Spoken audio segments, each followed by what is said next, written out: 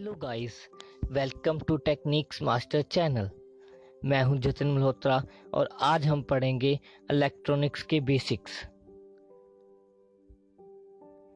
Define electronics.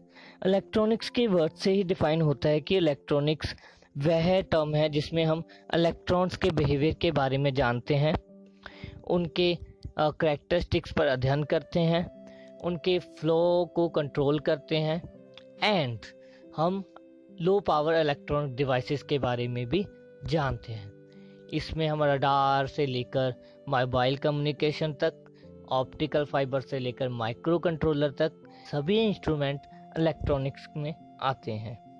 ठीक है, ये इलेक्ट्रॉनिक्स की स्टैंडर्ड डेफिनेशंस है। अब बात करते हैं इलेक्ट्रॉन क्या है। इलेक्ट्रॉनिक सब एटॉमिक नेगेटिव चार्ज पार्टिकल है जो एटम में मौजूद होता है। इलेक्ट्रॉन न्यूक्लियस के अराउंड अपना सर्कल पूरा करता है। वो अपने स्फेरिकल सेल्स में प्रेजेंट होता है। ठीक है, एक स्फेरिकल सेल का न्यूक्लियस से स्पेसिफिक डिस्टेंस होता है जिसको रेडियाई कहते हैं। जितना बड़ा रेडियाई होता है उतना इलेक्ट्रॉन का एनर्जी लेवल ज़्यादा होता है, जितना रेडियाई कम होता है उतना इलेक्ट्रॉन का एनर्जी लेवल कम होता है। अब बात करते हैं basic of electronics.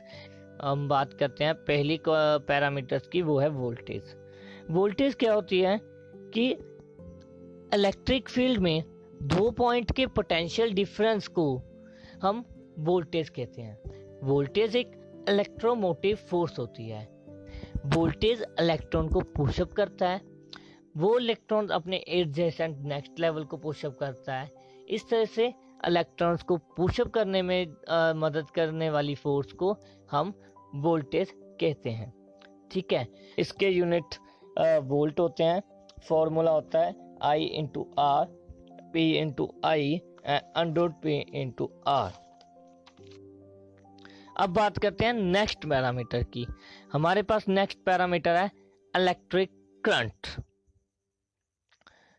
Electric current number of electrons का एक वायर में से लगातार मूव करना इलेक्ट्रिक करंट कहलाता है।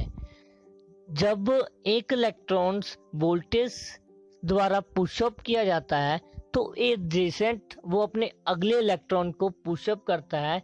इस तरह से एक फ्लो बनता है, उस फ्लो को हम इलेक्ट्रिक करंट कहते हैं। एक वायर में इलेक्ट्रॉन्स के मूव करने को इलेक्ट्रिक करंट कहा जाता है। अब बात करते हैं इलेक्ट्रिक करंट को डिनोट किया जाता है I के साथ।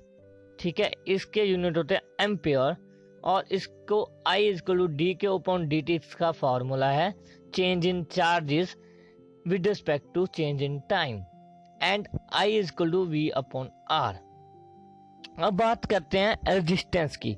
किसी सब्सटेंस की वह प्रॉपर्टी जो इलेक्ट्रिक करंट को अपोज करती है उसको रेजिस्टेंस कहते हैं। ठीक है, यह इलेक्ट्रिक करंट को मूव करने में बाधा उत्पन्न करती है, ये रुकावटें पैदा करती है और ये इलेक्ट्रिक करंट की मात्रा को कम करती है। ठीक है, जो इलेक्ट्रिक करंट को कम करता है उसे रेजिस्टेंस कहा जाता है। फॉर एग्जांपल यहाँ पर इस पिक्चर में हम देख सकते हैं वोल्टेज उसको पुश कर रहा है और ओम रेजिस्टेंस के यूनिट होते हैं।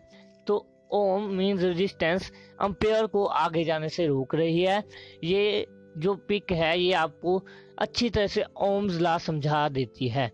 ठीक है, अब denoted by R and unit of resistance ohm होता है। Formula rho L upon A and V upon I होता है। आज यहीं पर हमारा हमारा सेशन समाप्त होता है। तो अगले सेशन में हम पढ़ेंगे इंडक्टर के बारे में, कैपेसिटर के बारे में। तो ये हमारा चैनल है techniques master easy electronics concept. आपको कोई भी इंक्वायरी हो हमें कमेंट करें, हमारी टीम आपकी उस इंक्वायरी को सॉल्व करने में मदद करेगी। थैंक